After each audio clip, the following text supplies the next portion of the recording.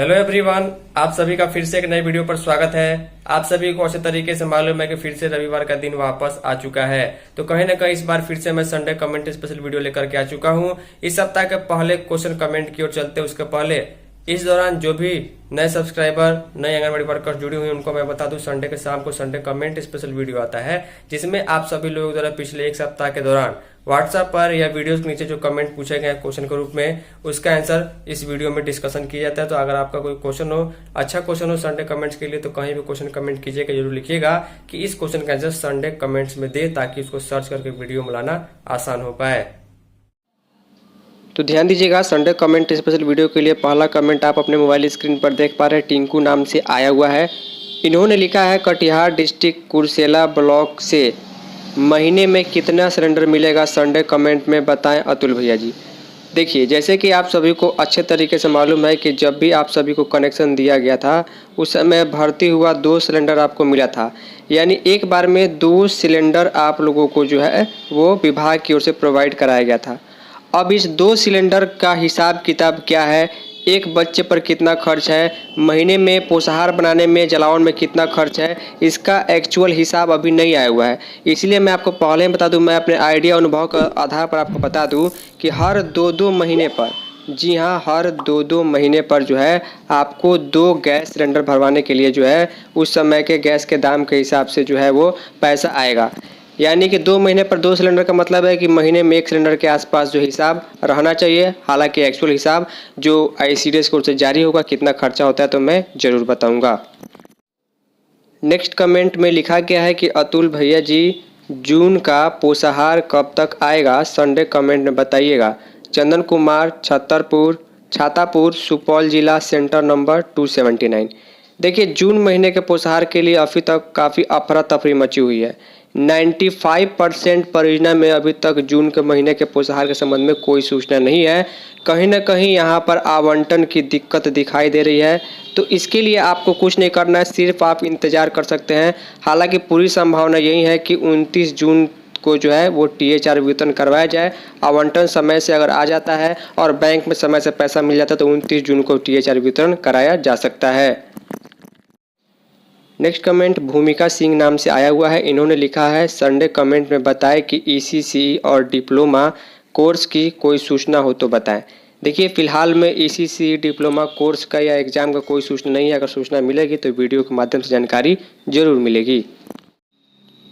Next comment Ayush राज नाम से आया हुआ है। इन्होंने लिखा है कि मिनी आंगनबाड़ी को सामान्य आंगनबाड़ी के हिसाब से पोषाहार कब से दिया जाएगा, संडे कमेंट में बताएं। देखिए, अप्रैल के महीने से मानदेय तो दिया जा रहा है, ये मैंने बहुत पहले बताया था आप सभी को, लेकिन यहाँ पर पोषाहार के संबंध में अभी भी कई परियोजनाओं में समस्या है।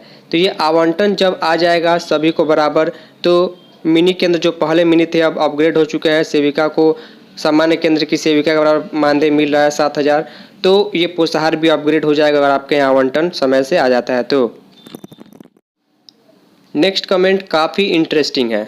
कई लोगों ने मोदी गवर्नमेंट 3.0 के बारे में पूछा हुआ है कि आखिर मोदी जी का जो नया सरकार तीसरी बार बना है उसमें क्या आंगनबाड़ी वर्कर्स के लिए कुछ मिलेगा या नहीं। नाज नाम से आए हुए लिखे हैं कि अतुल भाई, मानदेय बढ़ने की उम्मीद है तो संडे को बताइए। दूसरा कमेंट जो है पासवान जी नाम से आया हुआ, इन्होंने लिखा है, अतुल जी, सेंट्रल गवर्नमेंट की बजट में सेविका सहायिका का मानदेय बढ़ सकता है क्या, 2019 के बाद अब तक नहीं बढ़ाया है। सेंट्रल गवर्नमेंट 3.0 में मानदेय बढ़ाने के लिए सेविका सहायिका को क्या करना होगा, संडे कमेंट में ज़रूर बताएं। एक और कमेंट इसी के रिलेटेड बिल्कुल पूछा गया है नीरज कुमार सोहनी के नाम से कि अतुल भैया, संडे कमेंट में ये बताएं, नया सरकार मानदेय बढ़ने को लेकर बात कर रही है या नहीं, और अगर बढ़ाएंगे तो कितना, संडे कमेंट में ज़रूर बताएं।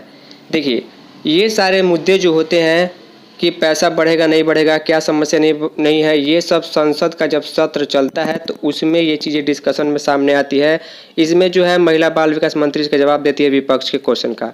लेकिन अभी नई सरकार बनने के बाद अभी एक बार भी कोई सत्र आयोजित नहीं हुआ है। कोई सेशन आयोजित होगा तो उस डिस्कशन में इसके रिलेटेड कोई क्वेश्चन आएगा तो मैं जरूर बताऊँगा। और बात करूँ मानदेय बढ़ोतरी के बारे में मोदी सरकार के तीसरे कार्यकाल में, तो अभी फिलहाल कोई सूचना देखने को नहीं मिल रही है। हालांकि बजट में शायद देखने को मिल जाए, लेकिन सूचना कंफर्म नहीं हो तो मैं इसके बारे में डिटेल जानकारी नहीं दे पाऊंगा। नेक्स्ट कमेंट गिरधर पंडित नाम से आया हुआ है। काफ़ी ऑथेंटिक क्वेश्चन इन्होंने पूछा है। पहला प्रश्न इनका ये है कि फैमिली सर्वे में मुखिया महिला का नाम, उम्र सीमा जो है कम से कम 18 वर्ष निर्धारित किया गया है, जबकि लड़की की शादी 15 साल में हो जाती है और 16 साल में एक बच्चा भी हो जाता है। तो उस परिस्थिति में ऐसे परिवार का सर्वे कैसे किया जाएगा? देखिए, सबसे पहली बात, आधार के डिटेल से आपको सर्वे करना है।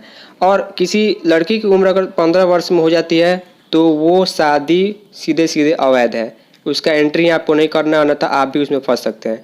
क्योंकि लड़कियों की उम्र जो है शादी के लिए कम से कम 18 वर्ष जो है सरकार द्वारा निर्धारित की गई है। और कहीं गांव देहात में कम उम्र में शादी हो जाती है, बाल विवाह होता है, तो ये बहुत बड़ा अपराध होगा। तो इसको आपको सर्वे ही नहीं करना है, तो आप फंस सकते हैं। इसके अलावा लिखा गया किसी महिला को गर्भवती की कैटेगरी में जोड़ा गया और 10 दिन बाद प्रसव होगा, तो फिर कैटेगरी कैसे चेंज किया जाएगा? तो वहाँ पर उस लाभार्थी को आप डिलीट करके कैटेगरी चेंज कर सकते हैं। इन्हीं के द्वारा अगला क्वेश्चन पूछा गया गिरधर पंडित के नाम से। ये काफ़ी अच्छा क्वेश्चन पूछते हैं, इसलिए मैं बार बार इनका क्वेश्चन पिक करता हूँ। लिखा गया पोषण ट्रैकर में THR से लेकर स्कूल पूर्व शिक्षा तक कुल वास्तविक लाभुक 160 हैं, जबकि विभाग द्वारा निर्देश दिया गया है कि 100 लाभुक रखने का। क्या शेष लाभुक को माइग्रेट आउट कर सकते हैं? संडे को बताएं। देखिए, माइग्रेट आउट का आपको डिटेल देना होगा कि जो लाभार्थी है वो माइग्रेट होकर कहाँ गया। तो कहने का मतलब ये है कि आप थोड़ा दिन वेट कर सकते हैं, क्योंकि विभाग की ओर से ये निर्देश काफ़ी परियोजनाओं में दिया जा चुका है कि ज़्यादा लाभार्थी है तो उसको हटा देना है। तो डिलीट करने का ऑप्शन पोषण ट्रैकर ऐप में आने वाले 1-2 अपडेट में जरूर देखने को मिल जाएगा, और डिलीट करने वाला ऑप्शन देना काफ़ी ज़रूरी है, क्योंकि कई बार ऐसा देखा गया कि गलत लाभार्थी गलती से जुड़ जाते हैं तो उसको डिलीट नहीं हो पाता है। तो वेट किए, थोड़ा सा डिलीट करने का ऑप्शन आएगा तो लाभार्थी को आप आसानी से हटा सकते हैं। इस सप्ताह का सबसे लास्ट कमेंट श्यामल सिंह नाम से आया हुआ है। इन्होंने लिखा है, अतुल जी, पूर्णिया जिला के बी कोठी प्रखंड से सहायिका हूँ। हम लोगों का मार्च का मानदेय बैंक में चला गया है, लेकिन अभी तक UTR नंबर नहीं मिला है, जबकि अप्रैल का मानदेय मिल चुका है। संडे कमेंट में जानकारी दे। देखिए, सबसे बड़ी बात, अगर स्टेटस में आपका ये लिख रहा है कि मार्च महीने का मानदेय आपका बैंक सेंड टू बैंक हो चुका है, लेकिन अभी तक UTR नंबर उसका जनरेट नहीं हुआ, यानी अभी तक आपके अकाउंट में पैसा जमा नहीं हुआ है, जबकि अप्रैल का मिल गया, तो इसके लिए आप अपने ICDS के डेटा ऑपरेटर या बैंक में जाकर मैनेजर सीधे पता करें कि आखिर ऐसा क्या कारण है कि बैंक में पैसा आने के बाद भी अकाउंट में क्रेडिट नहीं हुआ है। तो फाइनली इस सप्ताह के संडे कमेंट स्पेशल वीडियो में इतना ही। उम्मीद करूंगा जो भी क्वेश्चन कमेंट मैंने डिस्कस किए उससे आपको फायदा हुआ होगा, कुछ ना कुछ जानने सुनने को मिला होगा। हर सप्ताह के लिए कम से कम 50-100 संडे कमेंट स्पेशल जो है कमेंट्स आते हैं, लेकिन सभी क्वेश्चंस को कवर कर पाना पॉसिबल नहीं है, वीडियो काफी लंबी हो जाएगी। तो अगर कोई इंपॉर्टेंट क्वेश्चन छूट गया तो आई एम रियली सॉरी, इसके लिए सीधे आप मुझे इंस्टाग्राम पर मैसेज कर सकते हैं, लिंक डिस्क्रिप्शन में दिया गया है। फाइनली इस वीडियो में इतना ही, मिलते हैं किसी नए यूजफुल वीडियो में, तब तक के लिए जय हिंद, वंदे मातरम।